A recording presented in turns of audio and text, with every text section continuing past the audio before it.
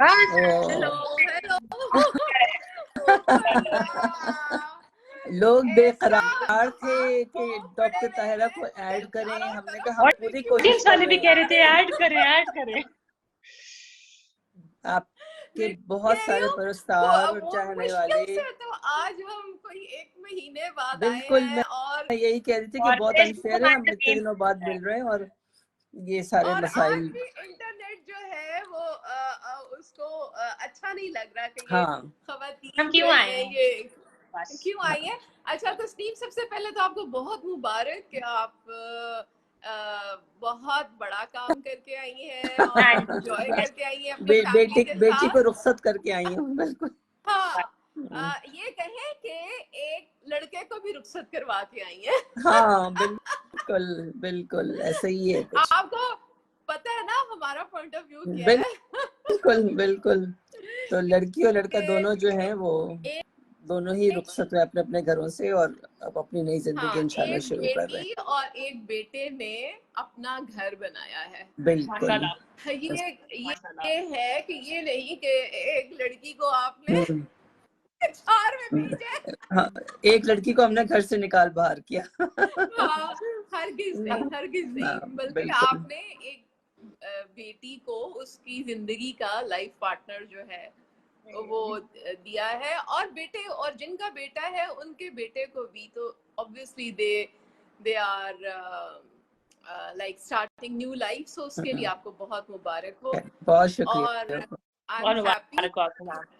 हाँ कि आज हम इतने दिनों के बाद बिल्कुल। दोबारा मिले हैं, तो चले जल्दी से जल्दी बातें से शुरू करें। हाँ बहुत ढेरों और ढेर सब बातें आपकी गैर मेरे ख्याल मौजूदगी से में तो हमने बहुत सी जंगें लड़ी।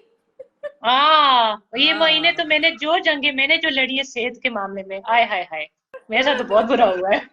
और जो मैंने लड़ी है जिसमें पूरे जो पूरा पाकिस्तान जो है वो पागल हुआ फिर रहा था। आप तो पूरे वो तो पाकिस्तान में घूम रही थी ना। आप और आपने एक शो नहीं, भी वो किया घूम भी ये रही थी, लेकिन आपने शायद पिछले फेसबुक की पोस्ट नहीं देखी जिसमें वो बहुत लोगों को कंट्रोवर्सी लगी। यानी चले अब शादी से ही बात शुरू हुई थी तो मैंने सिर्फ एक सवाल ये पूछा, और वो सवाल था जो अगर से शुरू हो रहा था कि सपोज अगर औरतें बच्चे ना पैदा करें या बच्चे ना पैदा करने का फैसला कर लें तो सोचिए क्या होगा। It was a simple statement because the world over, the especially Asia में साउथ कोरिया, जापान और अब बल्कि अमेरिका में भी गिर रहा है फर्टिलिटी यस, रेट। और जो मेरी और लाइक आप बोले, जी, और वहाँ की आई एम सॉरी, आप बोले। गवर्नमेंट्स इस बात पे बकायदा काम कर रही हैं कि how to motivate women, and it's basically the woman decision that we will not produce babies. Okay, so the governments are like bribing the woman कि आपको क्या कर्जे मिलेंगे, उनमें टैक्सेस की छूट होगी, इंटरेस्ट फ्री होगा, तो खुदा के लिए बच्चे पैदा करो। तो this was the I read this report and then मैंने एक क्वेश्चन डाला कि चले एक डिस्कशन शुरू हो गई उसमें।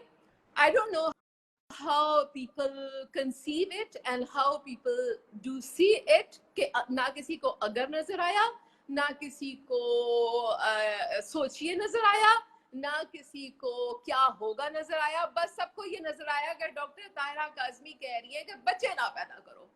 ठीक है, और वो कुछ उल्टी बातें समझा रही हैं। सो एज यूजुअल वो जो मॉब हमारे यहाँ मॉब की नफ्सियात है कि एक ने कुछ कह दिया तो पीछे वाले सारे चढ़ दौड़े। और like now we should accept that it's the same the thing which happened in मीनारे पाकिस्तान कि एक लड़की गई और उसके पीछे पूरा जो है वो मॉब चढ़ बिना दौड़ा। सोचे बिल्कुल। हाँ, या मिशाल खान जिसने शायद कुछ लिखा और उस पे सब चढ़ दौड़े और उसको मार दिया, या सियालकोट का श्रीलंकन मैनेजर जिसको इसी तरह। तो मॉब की नफ्सियात वही की वही रही और उस मॉब ने आके मेरे करने शुरू कर दिए, मेरा तिया पांचा। अच्छा, मैं देखती रही जिसमें लोग मेरी माँ तक पहुंचे, मेरे बाप तक पहुंचे। मेरे माँ बाप ने क्यों फैसला किया था मुझे पैदा करने का, और ये ब्ला ब्ला ब्ला ब्ला। और बहुत बहुत बहुत अब्यूजिव एंड इस तरह के कमेंट्स आए कि जिसको देख के मुझे लगा कि आप देखिए हर किसी के जहन की उसमें कैसे कैसे चीजें होती हैं जो शायद उन लोगों को खुद भी पता नहीं होती, और कैसा रिस्पांस निकल आता है शायद सबकॉन्शियसली, और वो जाहिर करता है कि उनकी जहनियत जो है वो कहाँ पे पहुंची हुई है। हाँ। खैर, it's nothing to do with me, whatever the people do like that or say like that। तो मैंने फिर उसके बाद जो मेरी तफसीली बात थी, वो जो ब्लॉग था वो लिखा, और उसमें मैंने लिखा कि बात ये है कि अगर औरतें सपोज ये फैसला कर लेती हैं जैसे कि और मुल्कों की औरतों ने फैसला किया है, तो आपकी मईशत, आपकी इकोनॉमी अफेक्ट होगी, क्योंकि आपको काम करने वाली फोर्स नहीं मिलेगी। फैक्ट्रियों में लोग कहाँ से आएंगे, दफातर में लोग कहाँ से आएंगे, ट्रैफिक कौन चलाएगा, गंदम कौन पैदा करेगा। तो इमेजिन के दुनिया में हर मर्द या औरत जो है वो एक औरत के पेट से निकला है। So this was the only thing which के अच्छा ये, और मैंने कहा कि अगर माना कि जी नुत्फा जो है वो मर्द के हवाले से आता है और फिर कोख में पलता है, लेकिन खाली बात वहां खत्म नहीं होती। कोख में 9 महीने रखना है, कोख के में रखने के बाद उसको पालना है, और बाकी बातें उसके बाद आती हैं। तो आप सोचे, this was a simple, I think this was a simple question which people were like, and then I don't know, you saw it on the Facebook or not, but there was quite the abusive 3-4 days which everyone is trying to kill me, and everyone is trying to hurt me, and they were thinking that by words like they should decide about my fate or something like that. So ये हुआ, ये पता नहीं आपने देखा कि नहीं। बहरहाल इसमें आपका नहीं, इसमें बस डॉक्टर ताहिरा, मेरा अपना जो नजरिया वो ये है कि जो बातें हमें करनी है वो तो हम करते ही रहेंगे, जब तक हम ज्यादा बढ़ के आगे अच्छी, और ये एक अच्छी सोच है कि आप एक सवाल लोगों से पूछ रही हैं, आप अपनी सोच इन पे इम्पोज नहीं कर रही हैं, आप लोगों से पूछ रही हैं कि भाई ये ऐसा हो तो क्या होगा, एक सोचने का मौका दे रही हैं आप। तो अगर हम भी ये ना करें तो फिर तो माशरा जो है वो तो आप सोचें कि क्या चीज बन जाएगा। मतलब शार्दुला का चूहा जो आप कहती हैं तो वो गलत नहीं कहती हैं, हम सब वही होंगे। अच्छा, उसके बाद मैंने ना ये तस्वीर शार्दुला के चूहे की लगाई, और it was you know that my point of view is that this is a symbolic thing, because I know that this is a physical disability जिसमें माइक्रोकेफली है जो खुदा की तरफ से होती है, लेकिन माइक्रोकेफली इज नॉट सो कॉमन के जितने हमें वो लोग मिलते हैं, और उसमें मैन इंड्यूस माइक्रोकेफली भी है, बिल्कुल उसी तरह जैसे चाइना में पाँव के ऊपर खौल चढ़ाए जाते थे, इसी तरह यहाँ बच्चे अगवा करके उनके सर पे खौल चढ़ा के उन्हें पेशावर गदागर बनाया जाता है।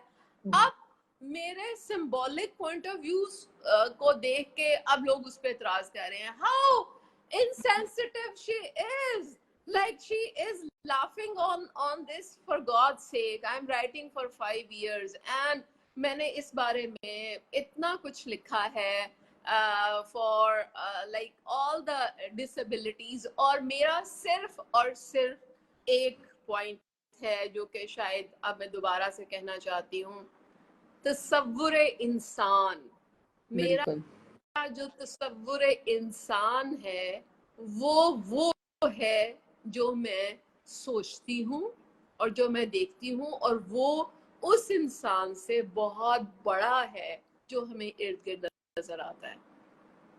बिल्कुल ठीक है, और दूसरी बात ये है कि why I always, लोगों को इसमें भी बहुत एतराज है, why I always write about women, हालांकि हमेशा औरतें मजलूम नहीं होती, तो उसमें भी मेरा एक पॉइंट ऑफ व्यू है कि एक्सेप्शंस की बात हमें नहीं करनी चाहिए।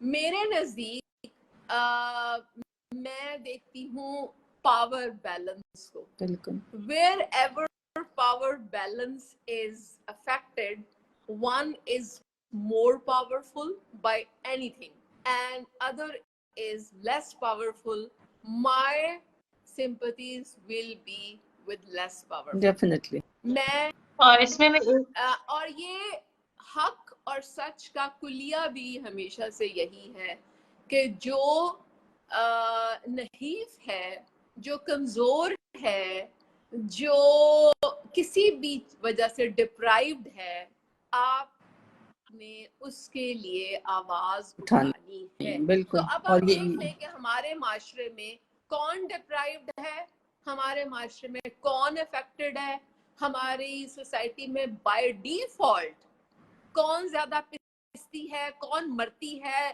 कौन अब्यूज होती है, कौन रेप होती है, कौन हरास होती है, कौन कत्ल होती है, इवन बाप के हाथों, किसका नाम गैरत के साथ जुड़ा हुआ है, किसको हर वक्त जो है वो अपनी सर्वाइवल का मसला है, वो है औरत। सो अगर कहीं कहीं कुछ प्रिविलेज औरतें हैं मेरी और आप जैसी, तो मुझे नहीं लगता कि मुझे उनको उनके मुतालिक बात करनी है, या कहीं कहीं अगर मर्दों के साथ कुछ हो रहा है by some of their circumstances, लेकिन they are an exception. The majority, Qandeel Baloch का भाई उसने कत्ल किया, अभी जो ये लड़की कत्ल हुई थी उसके भी भाई और बाप ने उसे कत्ल करवाया। और मैं ये कहती हूँ कि अगर एक वाकया भी ऐसा हो तो क्यों हो? और कभी आपने सोचा कि किसी माँ ने अपने बेटे का बैठ के गला दबाया हो? ठीक है। और इसमें मैं ये भी मैं ऐड करूंगी, कुछ कह रही हैं जी, बताइए। ऐसे जब कहानियां आती हैं और एक अजीब से ट्रेंड है हमारे ऑनलाइन अवाम में कि हम हकीकत के बारे में प्रॉपर डिस्कस भी नहीं करना चाहते, चाहे आपका सवाल हो या ये इंसिडेंट्स के बारे में हो। ये कहते हैं नहीं ये तो नेगेटिव बातें हैं, पॉजिटिव बातें करो ना। ओ भाई, आप जब तक हकीकत के बारे में बात नहीं करेंगे व्हिच इज अपसेटिंग, तो आप किस पॉजिटिविटी के पीछे आप जा रहे हैं? लोगों को रियलिटी फेस करना अच्छा नहीं लगता, इसीलिए देखना ही अच्छा नहीं लगता ना, आईना देखना अच्छा नहीं लगता, इसलिए कि तस्लीम ये हर्टफुल है ना, आपको तकलीफ होती है। आप गंदी बात जब आपके सामने, आपका क्या ख्याल है जिस लड़की की वीडियो आई जिसमें उसे गला दबा के मारा जा रहा था, क्या उसे देख के तकलीफ दे वो बात नहीं थी? वो इंतहाई दर्जे की तकलीफ दे बात थी। और अभी बल्कि मैं आप इस प्रोग्राम के हवाले से मैं एक फिल्म का नाम बताना चाहूंगी। आज मैंने अपनी वॉल पे भी लगाया हुआ है, लेबनीज फिल्म है कैफरनाम। आप वो फिल्म देख के आप बिल्कुल जो है वो क्या कहना चाहिए, मैं अपना हाल बता देती हूँ कि मैं वो फिल्म देख के कई घंटे तक कुछ करने के काबिल नहीं रही थी। May be my sensitivity is more, लेकिन उसमें एक छोटा बच्चा है जो 12 साल का बच्चा है और जिसके माँ बाप बच्चे पैदा करते चले जा रहे हैं और वो बेइंतहा गरीब है और वो उसे मजदूरी पे भेज रहे हैं।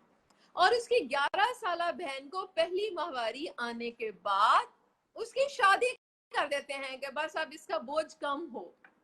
और वो बच्चा फिर किन हालात से गुजरता है और एंड में वो एक अदालत में जाके अपने पेरेंट्स को सू करता है कि मुझे ये बताया जाए कि ये हम लोगों को क्यों पैदा कर रहे हैं, जब इनके पास रोटी नहीं है, जब इनके पास हमें रखने के लिए जगह नहीं है, जब इनके पास हमें स्कूल भेजने के रिसोर्सेज नहीं है, बल्कि हमारा नाम कहीं रजिस्टर्ड नहीं है।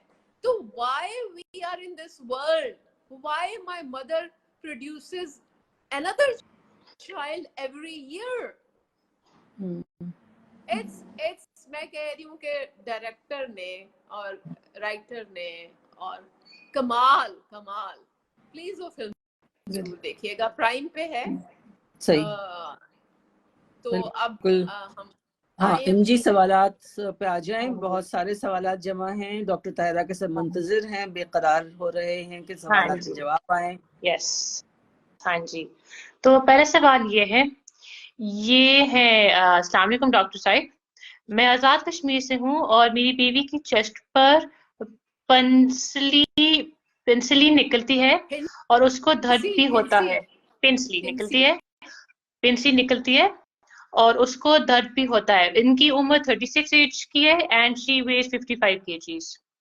एक लेडी डॉक्टर से मुकम्मल चेकअप करवा लिया है, लेकिन फिर भी कुछ महीने आराम आता है और फिर उसके बाद वैसे ही वी रिज्यूम होता है। तो ये पूछ रही है कि स्पेसिफिकली कि ये हो क्या रहा है and what should they do about it. Surgeon को दिखाएं। ये लेडी डॉक्टर का जो ब्रेस्ट है वो सर्जन के अंडर आती है, मैंने शायद पहले भी बताया था। वो लेडी डॉक्टर के अंडर नहीं आती। स्पेशलिटी में हमारा डिवीजन है स्पेशलिटीज का। और इनका शुगर स्टेटस चेक कराएं कि कहीं इन्हें शुगर तो नहीं हो रही, क्योंकि अगर बॉडी में बार बार आपको फिंसियाँ और इस तरह की चीज़ें निकलना शुरू हो जाएं और इन्फेक्शंस होना शुरू हो जाएं तो शायबा होता है कि कहीं शुगर की तरफ जा रहे हैं। जी। एक और है, उनको भी यही चेस्ट पेन्स है लेफ्ट साइड, उनके चेस्ट के लेफ्ट साइड पर, और उनकी उम्र 22 इयर्स है और उनकी वेट 50 kg है and she is married and she has a baby daughter as well. तो वो पूछती है कि एक गुड लेडी डॉक्टर जो उनकी वो ब्रेस्ट चेकअप करा सके इस्लामाबाद में। Surgeon sorry. तो सर्जन तो किसी भी अच्छे अस्पताल का I'm basically not very much pro private clinics. I'm pro hospitals, क्योंकि hospitals में अगर आपको थोड़ा सा धक्के शक्के खा के थोड़ा इंतजार भी करना पड़े, फिर भी like their system exists over there. अगर जूनियर डॉक्टर्स जो हैं वो कोई चीज़ आइडेंटिफाई कर लें तो वो लाजमी उसे सीनियर तक लेकर जाते हैं। तो जबकि प्राइवेट हॉस्पिटल्स में जो एक बंदा बैठा हुआ है जो आपको प्रिस्क्रिप्शन लिख देगा, उसके बाद यू आर लाइक बस देखा और ख़त्म। तो किसी भी अस्पताल के सर्जन को दिखाएं। एक ये सवाल है, मैम मेरी 40 साल उम्र है, यूट्रस में रीमो हुई कुछ दिन पहले। मुझे आइंदा सेहतमंद जिंदगी गुजारने के लिए किन चीजों का ख्याल रखना होगा? रेगुलर कोई सप्लीमेंट खानी होगी या टेस्ट होगा? क्या मैं वजन कम कर सकती हूँ? अब भी प्लीज जवाब दीजिएगा। यूट्रस में क्या हुई? ये रीमो या रेमो, रे ये मीम वाओ इस तरह से, रे ये मीम रेमो हुई। रेमो इन्होंने इस तरह लफ्ज लिखा है। अब I am not specifically sure कि वो आगे किस तरह क्या लिखना चाह रही थी, लेकिन मैंने सिर्फ ऐसे कहा भी था कि वो जो अक्सर खवातीन पूछती हैं कि हम अपनी सेहत का ख्याल कैसे रख सकते हैं। देखें, दो बातें हैं। एक तो ये कि आप अपना वजन ना बढ़ने दीजिए और दूसरा ये कि आप रेगुलर एक्सरसाइजेस कीजिए। रेगुलर एक्सरसाइजेस करने से मेरा मतलब ये है कि अगर आप बाहर नहीं भी जा सकती तो आजकल यूट्यूब पे हजारों एक्सरसाइजेस अवेलेबल हैं आप, और ऐसी एक्सरसाइजेस अवेलेबल हैं कि अगर आप एक कमरे में भी रह रही हैं तो इन कमरे में भी आप यूट्यूब की हेल्प से वो एक्सरसाइजेस कर सकती हैं। दूसरा ये कि हमारे यहाँ ये ट्रेंड है कि रोटी चावल जो है और मीठा वो आपने बहुत ज़्यादा खाना है और बल्कि वही खाना है। तो for every woman specially above 40 आपको रोटी चावल वाली डाइट से हट के आपको वेजिटेबल्स की तरफ आना है। आपको सैलड का प्रोपोर्शन अपनी डाइट में बढ़ाना है। आपने ऑयल फ्री खाना खाना है। वो जो तरियां शरियां तैर रही होती हैं और लोगों का ख्याल है, हमारे यहाँ लोग बेसिकली चस्के के लिए खाना खाते हैं। They don't eat because for the health benefits, they eat for the ज़बान का चस्का, कि जब तक उसमें बहुत ढेरों ये ना हो, तड़का ना लगा हो और ये ना लगा हो, लेकिन उससे क्या होता है कि उसके आप ओबेसिटी की रेशियो जरा देख लिया करें अपने इर्द गिर्द। आप जरा भी कहीं भी 40 के बाद के मिडिल एजेड खवातीन और हजरात दोनों को देख लिया करें तो आपको नजर आएगा कि हर किसी की तोंद लटक रही है और हर किसी जो है वो हर कोई ओबेसिटी का शिकार है। हालांकि 40 के बाद आपको अपनी बॉडी की मेंटेनेंस तभी रह सकती है जब आप उस पर कम से कम वजन डालें। इसको इस तरह से एक्सप्लेन किया जा सकता है कि जब कोई भी मशीन पुरानी हो जाती है तो उसके पुर्जे तभी काम करते हैं जब उस पर ज्यादा वजन ना डाला जाए।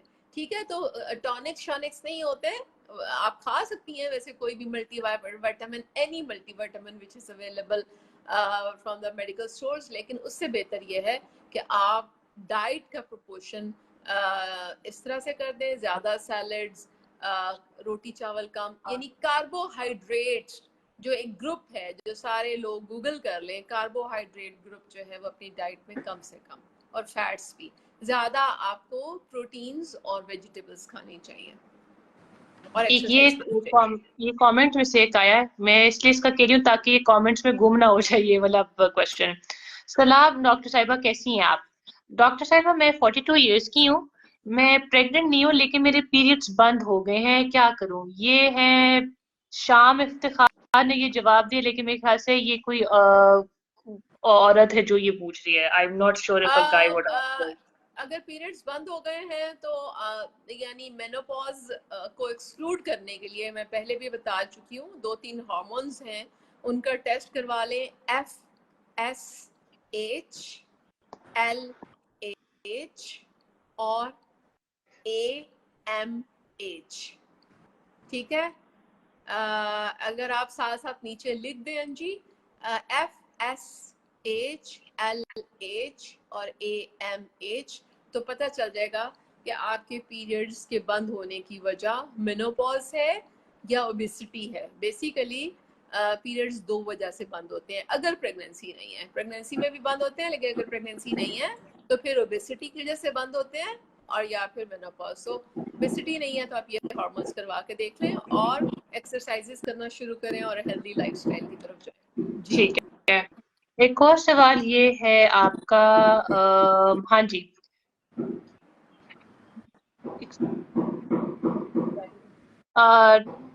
डॉक्टर साहिबा मोटा, ओहो एक तो ये इतने सवाल घूमते फिरते जा रहे हैं। एक सेकंड में व्हाट्सएप में से आपको एक और सवाल बता देती हूँ द मीन टाइम।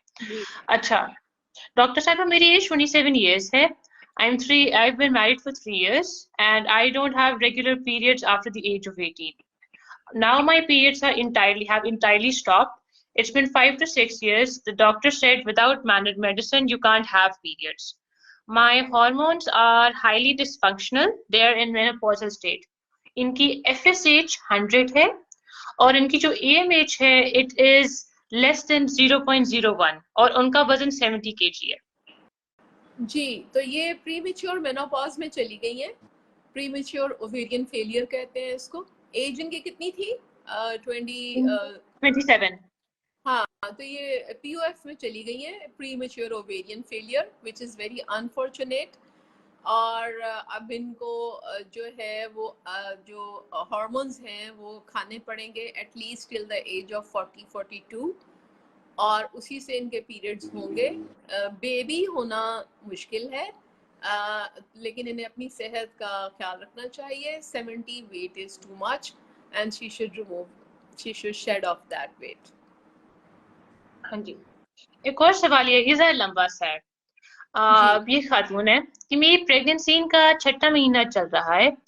मैं कुछ दिन पहले माहाना विजिट पे चेकअप के लिए गई तो डॉक्टर ने कहा कि बच्चे के दिमाग में पानी है। वजह पूछने पे बताया कि अल्लाह की तरफ से है, हम इंतजार करते हैं कि कोई डक्ट खुल जाए और ठीक हो जाए। रिपोर्ट पे साथ लिखा कि माइल्ड प्रॉब्लम है। इसके अलावा डॉक्टर ने कोई बात नहीं की। घर वाले परेशान है इस मसले से और ये भी कि तुमने मजीद तफसील नहीं पूछी। मैं आपको उन्होंने अल्ट्रासाउंड की तस्वीर जरूर भेजी तो है, लेकिन वो तस्वीर उनकी उस तरह स्पेसिफिकली क्लियर नहीं थी, वरना मैं आपको ये दिखाती। तो ये बेसिकली उनका ये सवाल है कि चूंकि उनके बच्चे में ये पानी का इश्यू है, तो आगे फिर किस तरह प्रोसीड किया जाए। देखिए उन्होंने इसमें बाज़ दफ़ा ये ऐसा होता है कि इस कंडीशन को हाइड्रोकेफली कहते हैं, लेकिन जैसा आप ये कह रही हैं कि डॉक्टर ने कहा है माइल्ड है, तो लाइक अभी कुछ नहीं किया जा सकता। बस ये है कि इन्हें डिलीवरी किसी अच्छे हॉस्पिटल में करानी चाहिए, और जहाँ पे पेडिट्रिशियन यानी बच्चों का डॉक्टर जो है वो इसे बच्चे को पैदा होने के फौरन बाद देखे। और ये स्कैन भी अपना रिपीट करवा सकती हैं किसी अच्छे अल्ट्रासाउंड स्पेशलिस्ट से, जिसको हम फीटो मैटरनल स्कैनिंग कहते हैं। फीटो मैटरनल के यानी पेट में बच्चे का जो डिटेल स्कैन होता है उसको भी ये करवा सकती हैं। लेकिन ऐसा जब भी हो, जाहिर है अभी तो कुछ भी नहीं किया जा सकता, लेकिन सिर्फ ये है कि स्कैन दोबारा करवाएं और डिलीवरी किसी अच्छे बड़े सेंटर में करवाएं। जी, एक और ये सवाल है जी कमेंट्स में। अस्सलाम वालेकुम, मोटापा मेरा बढ़ता जा रहा है एंड फैटी लिवर से मेरी उम्र 30 ईयर्स है। मेरी माहवारी ठीक नहीं है। दरअसल तीन बच्चे और सिजेरियन से हुए और 4 मिसकैरेजेस हुए हैं। अब क्या करूं? हेल्थी जिंदगी क्या मैं गुजार सकूंगी इस सब के बावजूद? देखें, अब आप खुद सोचे 30 साल और 7 हमल, आप मुझे खुद ही बताइए। 30 इयर्स एज यानी कि 30 इयर्स एज का मतलब ये आपने जिंदगी में कुछ भी नहीं देखा, यू जस्ट स्टार्टेड, और आप उस वक्त से 7 हमल, जिसमें से 4 मिसकैरेजेस हैं और 3 बच्चे हैं से गुजर चुकी हैं, और फैटी लिवर भी शुरू हो चुका है, क्योंकि मोटापा जो है वो ये है। तो आप सबसे पहले, फैटी लिवर होता ही तब है जब आपकी बॉडी में फैट ज्यादा हो जाए। और सिजेरियंस आपको कुछ नहीं कहते, अगर आपके 3 सिजेरियंस हुए हैं तो ये यानी कि ये एक एक्सक्यूज नहीं है कि आप अपना मोटापा नहीं कम कर सकते। आप यंग हैं, इस एज में बॉडी का जो कैलोरीज को खर्च करने वाला सिस्टम होता है वो बहुत तेज होता है। हमारी उम्र में नहीं कि 1 किलो भी कम करना हो तो बैठ के 1000 कोशिशें करते रहे। 50 के बाद आपका मेटाबॉलिक रेट जो है वो बहुत स्लो हो जाता है, उसके लिए बहुत कोशिश करनी पड़ती है। 30 तो बहुत यंग एज है, तो आप अपनी डाइट बदलें। मैंने अभी कहा है यूट्यूब पे आप जुम्बा एक्सरसाइजेस करें, और बहुत सारी उछल कूद वाली एक्सरसाइजेस हैं। सिजेरियन सेक्शन आपको बिल्कुल कुछ नहीं कहेंगे, उससे कोई फर्क नहीं पड़ता, जितना मर्जी उछलें कूदें, और डाइट की कैलोरीज कम से कम कर दें। हम जो चीज़ें खा लेते हैं उनमें बाज़ दफ़ा इतनी ज़्यादा कैलोरीज होती हैं कि आपको पता ही नहीं चलती हैं। मिसाल के तौर पे चलते चलते अगर 1 गुलाब जामुन खा लिया और 2 जलेबियां खा ली, तो पता चलेगा कि 500 कैलोरीज इसी में चली गई, और हालांकि एवरेज कैलोरीज इनटेक जो है वो 1800 होती हैं। लेकिन अगर आपने वजन कम करना हो तो आपको माइनस में जाना पड़ता है, यानी आपको 1100 कैलोरीज लेनी पड़ती हैं। अब आप खुद सोचें कि अगर आपने चलते चलते 2 मिठाइयाँ खा ली तो आपकी 500 कैलोरीज ऐसी भी चली गई, या पेप्सी पी ली। तो अपना कैलोरी काउंट हमेशा पूरे दिन में रखा करें कि मैं ये खाऊंगी तो इसमें कितनी कैलोरीज मुझे मिलेंगी, और अपने आप को लो कैलोरी डाइट में लिया करें। और उसमें ये है कि अपना पेट आप कैसे भरें। पेट भरने के लिए दालें खाएं बगैर तड़के के, चम्मच से दाल खा सकते हैं, सलाद खाएं, और अगर आप, आजकल तो वैसे महंगाई ऐसी है कि गोश्त खाने की आप क्या ही किसी को कहें, लेकिन ज़्यादा चीज़ें ये हैं कि अगर दालें भी उसकी रिप्लेसमेंट होती है तो आप सब्जियां और दालें, और अब रोटी और चावल कम से कम, यानी मिसाल के तौर पे अगर आप अभी 1.5 या 2 रोटी खाती हैं तो आप अपनी रोटी को आधी से भी कम कर दें। और इसका तरीका ये है कि आप साथ साथ खीरे खाएं और रोटी के छोटे छोटे लुक़्मे बना के, और बहुत ज़्यादा दाल बना के खाएं, और सब्जियां खाएं, और सब्जियों को भी कम से कम ऑयल में, ज़्यादातर बल्कि सब्जियों को स्टीम करके खाना चाहिए या ग्रिल करके खाना चाहिए। ठीक है। एक ये सवाल है, ये मदीहा यासिर का सवाल है। Streak of fluid in endometrium USG पे आया है, डॉक्टर ने कहा है पीआईडी है, 15 डेज ट्रीटमेंट के लिए है, बट लोअर एब्डोमेन पेन खत्म नहीं हो रहा, पीरियड्स 9 to 10 डेज आते हैं। देखिए, जो स्ट्रीक ऑफ फ्लूइड होती है वो बहुत नॉन स्पेसिफिक होती है। पीआईडी नहीं होती, बदकिस्मती से डॉक्टर्स भी पीआईडी और दूसरी छोटी मोटी इन्फेक्शंस में डिफरेंशिएट नहीं करते। पीआईडी जब होगा, पेल्विक इन्फ्लेमेटरी डिजीज, वो तो उसमें आपको हाई ग्रेड फीवर होगा और इतना ज्यादा आपकी तबीयत खराब होगी कि उसमें हॉस्पिटल एडमिशन इंडिकेटेड होता है। तो स्ट्रीक ऑफ फ्लूइड ऐसे नहीं होता। आप अगर उन्होंने आपको कोई एंटीबायोटिक दी है तो वो खा लें, लेकिन उसके साथ ये है कि आप, वही बात है कि एक्सरसाइजेस करें, हेल्दी लाइफस्टाइल करें, और उससे जो है वो आपके पीरियड्स भी ठीक होंगे। बेसिकली हमारी बॉडी में जब भी पीरियड्स का मसला होता है, स्पेशली खवातीन की बॉडी में, तो इसका मतलब ये है कि it's an indication that they need to do something. It's like because all the hormones are connected with the periods and the pregnancy and the general well-being. जबकि हमारे यहाँ इसको समझा जाता है कि ये कोई बिल्कुल औरत एक अलग से चीज है और पीरियड शायद कोई अलग से चीज है। बस वो शायद कोई टूटी लगी हुई है, वो टूटी खुलेगी और फिर टूटी बंद हो जाएगी और बस वो खत्म, और ये एक सेपरेट एंटिटी है। It's not like that, it's the interconnected things. और चूंकि मर्द के साथ ऐसा साइक्लिकली नहीं होता, यानी हार्मोन्स उनके पास भी हैं, लेकिन साइक्लिकल एवरी मंथ पीरियड्स या प्रेगनेंसीज और लैक्टेशन, इतना उतार चढ़ाव हार्मोन्स में नहीं होता। सो दे डोंट नो के how a woman faces all this और वो किन फेजेस से गुजरती है। मैंने एक ब्लॉग लिखा था 28 दिन की जिंदगी, और उसमें मैंने लिखा था कि हर औरत जो है वो हर महीने एक जिंदगी जीती है। हर महीने उसकी जिंदगी 28 दिन करके चलती है, जिसमें 7 डेज पीरियड्स हैं, अगले 7 डेज जो है वो ओव्यूलेशन है, उससे अगले 7 डेज पोस्ट ओव्यूलेशन है, और उससे अगले 7 डेज पे माहवारी की तैयारी है, प्री मेंस्ट्रुअल है। और ये चारों फेजेस जो हैं, इनकी अपनी अपनी प्रॉब्लम्स होती हैं, जो किसी में ज़्यादा होती हैं, किसी में कम होती हैं, लेकिन आप यकीन कीजिए औरत की ज़िंदगी आसान नहीं है। बिल्कुल भी आसान नहीं है, ये लोगों को समझ लेना चाहिए।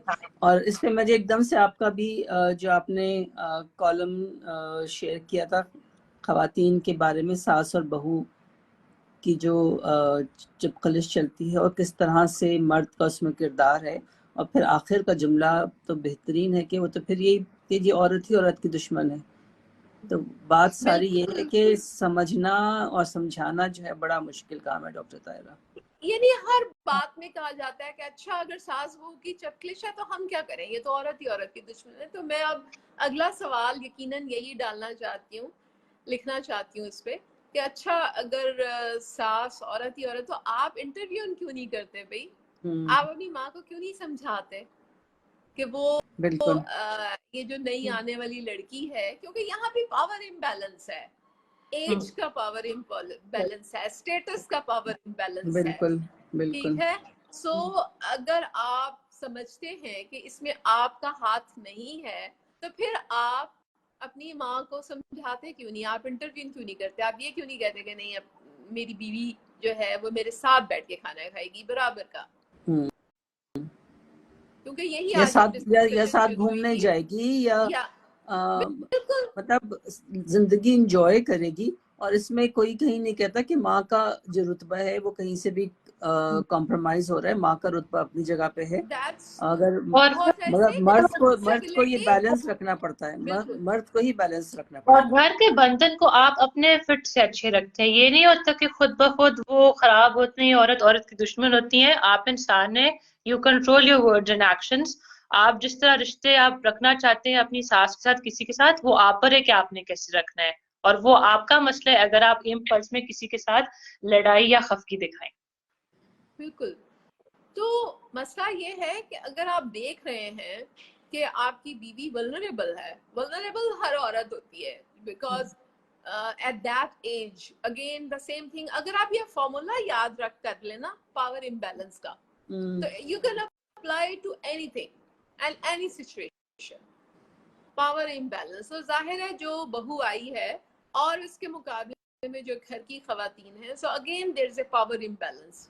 तो उस पावर इम्बैलेंस में जो इंटरफेयर करना चाहिए वो ससुर को करना चाहिए, हस्बैंड को करना चाहिए, जो उन्हें कहे कि नहीं दिस इज नॉट राइट, ठीक है, वो अपनी रिस्पॉन्सिबिलिटी क्यों नहीं लेते और क्यों शट ऑफ करते हैं?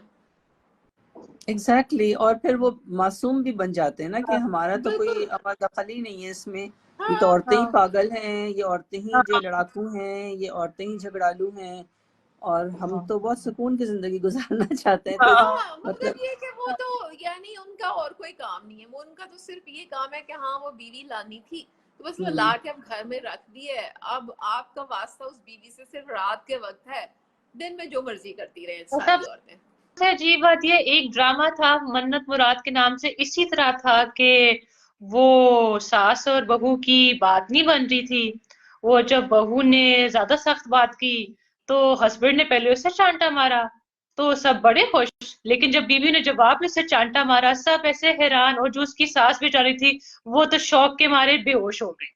बेचारी मतलब ये हाल है। बेचारी मैंने ड्रामा देखा था, इसमें ड्रामा नहीं देखा, मैंने क्लिप्स देखे थे, क्योंकि बेसिकली तो मैंने शायद आपको बताया था मैं बहुत ज्यादा ड्रामे फॉलो नहीं करती, लेकिन इसमें इर्सा गजल की एक्टिंग जो है वो बहुत बहुत बहुत मजे की एक्टिंग थी, आई रियली लाइक्ड इट। और चूंकि मैंने ऐसी खवातीन देखी भी हैं जो कि ऐसा करती हैं, जो बहुओं के, और बेसिकली वही बात है कि इनसिक्योरिटी होती है औरतों की, और उसमें भी बेटे को आप देखिएगा कि बेटा बस लल्लू सा बना हुआ इधर उधर फिर रहा था कि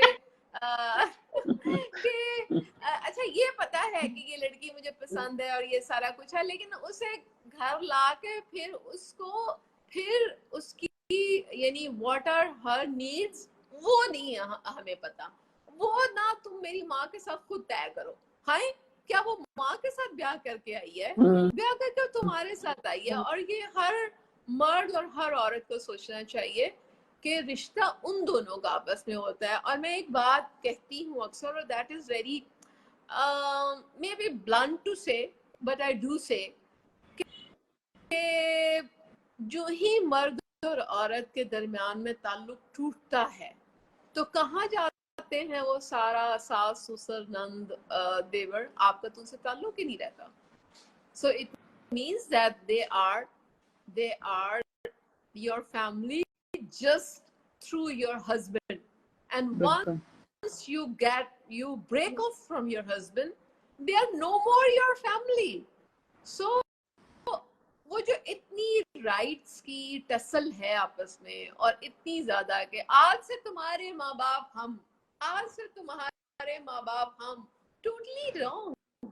माँ बाप वही होते हैं जो होते हैं। You can say that okay you are my husband's parents and I respect you, but आप उस लड़की के माँ बाप नहीं बन सकते और वो लड़की भी आपकी बेटी नहीं बन सकती। That is your son's wife, accept the reality. She has her own mentality, she has her own personality। और आज अगर आपका बेटे और बहू का ब्रेकअप हो जाए, gone। डॉक्टर तायरा की आवाज गायब।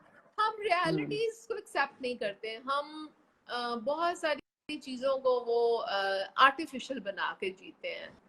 नहीं जाती है ओ ही तेरा कार है, उधर से धक्का दिया तो फिर पता नहीं उस टी का कार कौन सा होगा।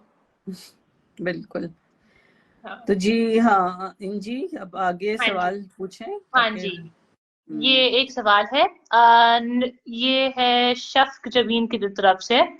नेफ्रोटिक सिंड्रोम की पेशेंट क्या कंसीव कर सकती है? अगर कंसीव कर ली तो उसके किडनी पर क्या असर होगा? काइंडली जरूर जवाब दीजिएगा प्लीज। कौन सी? Nephrotic syndrome. Nephrotic syndrome. भाई अब nephrotic syndrome is a very serious thing. इनकी तो पेशेंट की एज 22 है, पेशेंट की एज 22 भी है। और इतनी यंग एज पे नेफ्रोटिक सिंड्रोम, तो नेफ्रोलॉजिस्ट आपको बता सकते हैं कि प्रेगनेंसी सेफ है कि नहीं। मैं नहीं बता सकती। ये नेफ्रोलॉजिस्ट के किडनी फंक्शन कितना अफेक्टेड है, ठीक है। ये क्योंकि किडनीज की डिटीरियोरेशन प्रेगनेंसी में फर्दर होती है, और अगर किसी को नेफ्रोटिक सिंड्रोम है तो वही बात है, क्यों किसी की जान को कॉम्प्रोमाइज करते हुए एक बच्चा दुनिया में लाना है। हजारों बच्चे हैं दुनिया में, किसी एक को अडॉप्ट कर लीजिए। बिल्कुल। एक सवाल है, मैम मेरे एक इस मिसकैरेज के बाद 1 साल बाद उसी मंथ में दोबारा हुआ है बेबी। मुझे एब्डोमिनल पेन होता है बहुत, और मैं अपने हस्बैंड से 10 मार्च को मिली थी, और मेरी आखिरी बारी पीरियड 23 फरवरी को आई थी, और फिर मैंने 17 मार्च को चेक किया तो कुछ भी नहीं था। जब 23 मार्च को पीरियड्स नहीं आए तो चेक किया, पता चला पॉजिटिव है मेरी पेन की वजह से। हम डॉक्टर के पास गए तो उसने अल्ट्रासाउंड किया, बेबी नहीं आया था, यानी पीरियड्स 23 को आने थे जो नहीं आए। हम 26 को गए, उसने यूरिन टेस्ट किया जो पॉजिटिव था। उसने मुझे कहा कि बेबी नहीं है तो मिसकैरेज हो जाना, कुछ मेडिसिन दी और पेन किलर भी।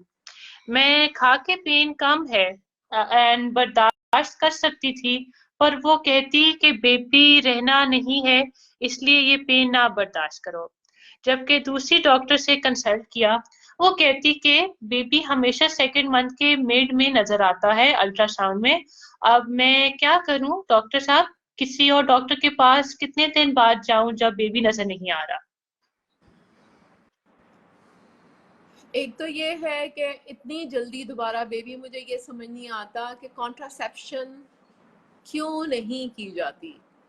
कॉन्ट्रासेप्शन पे हम पहले भी प्रोग्राम कर चुके हैं, और आप भाई सेक्स करें, ज़रूर करें, लेकिन आप कम से कम ये तो फैसला कर लें कि आपको कितने बच्चे चाहिए और कितने गैप के बाद आपको बच्चे चाहिए, ठीक है।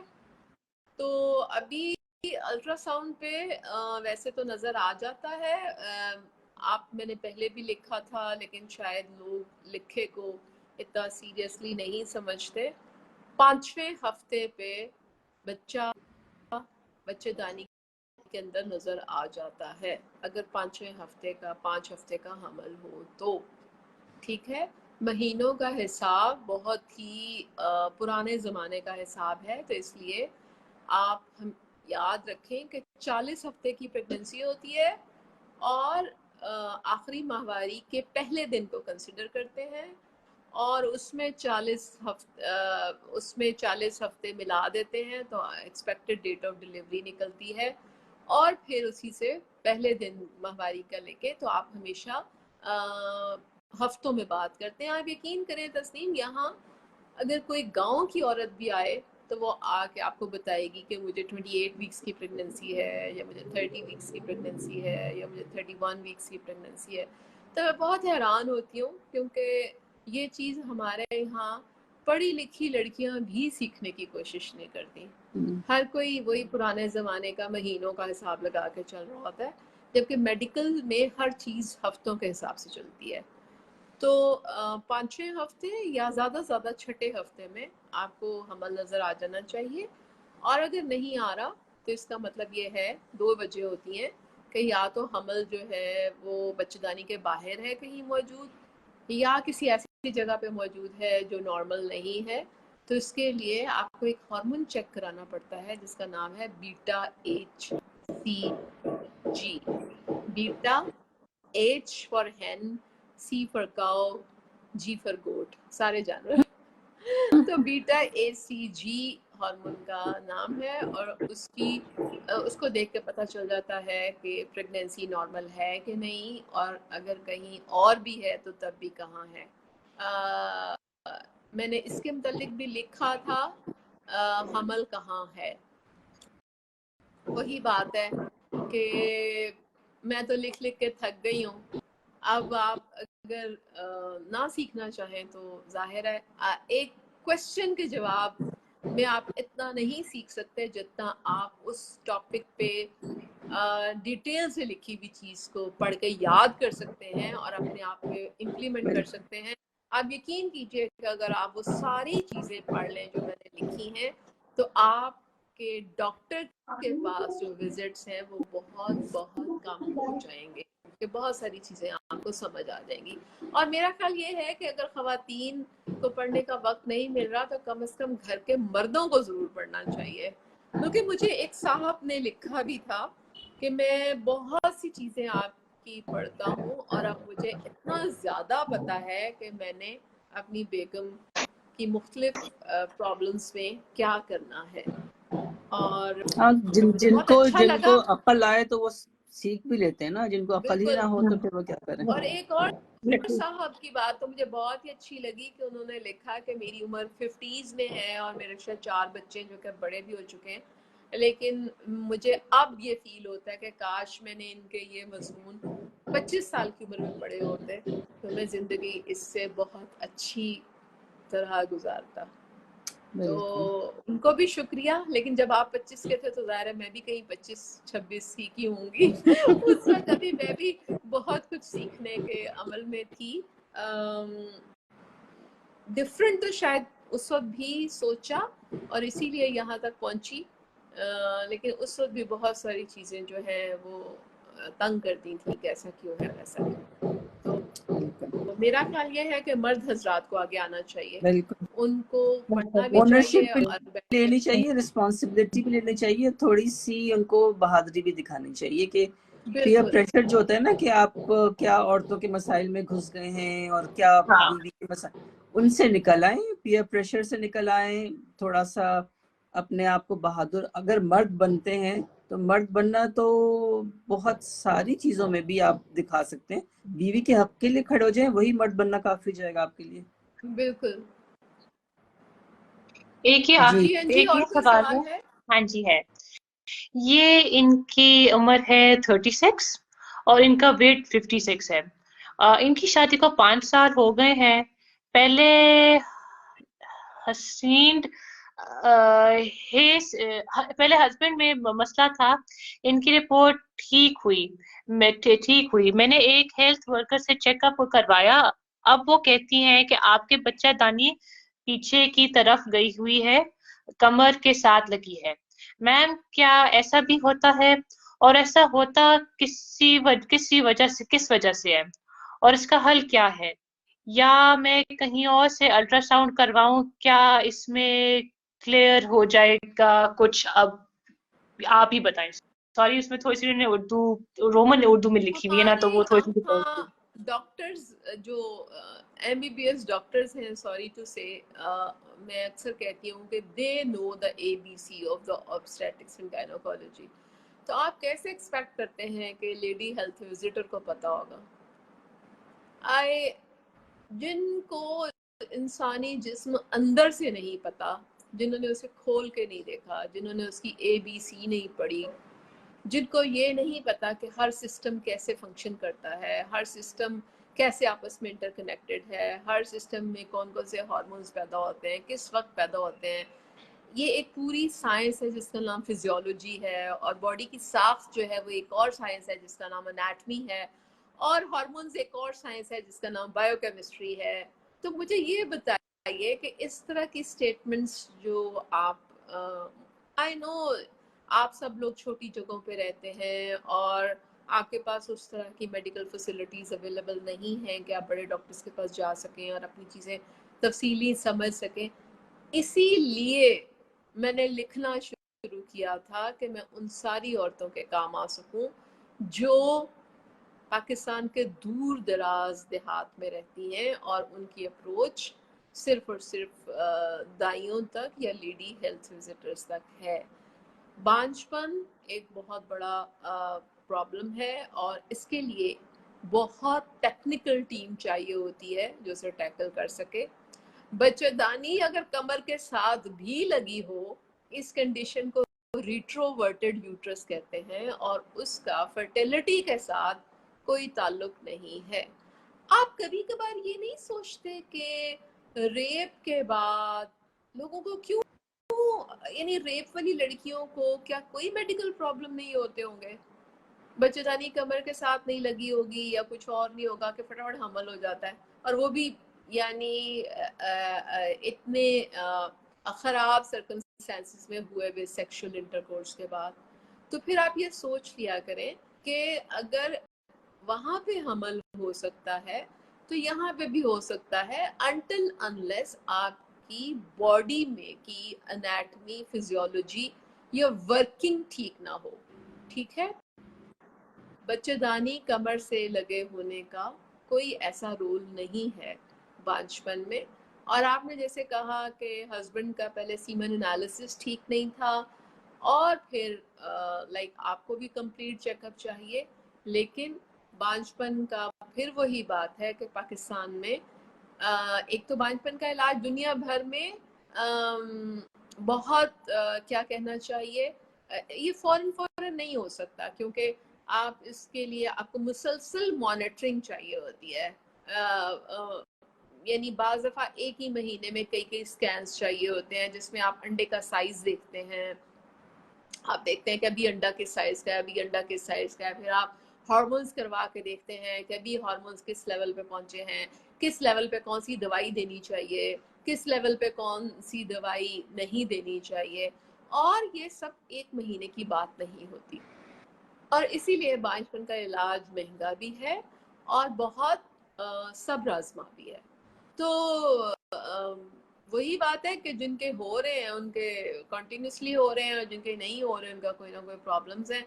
तो आप अगर अफोर्ड कर सकती हैं तो किसी अच्छे डॉक्टर से मिल लीजिए।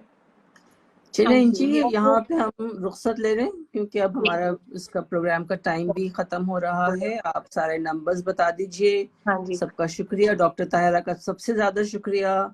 और इंशाल्लाह अगले हफ्ते हम फिर मिलेंगे इसी वक्त। जी इंजी, आप बाकी तफसीलात बताइए। मैं बता देती हूँ। अच्छा, सबसे कैसी हैं आप? ठीक है जी, तो ये मैं बताती हूँ कि आप हमें व्हाट्सएप पे अपने आप मैसेज कर सकते हैं। मैं आपको ये नंबर बता देती हूँ, 033301949726 पर।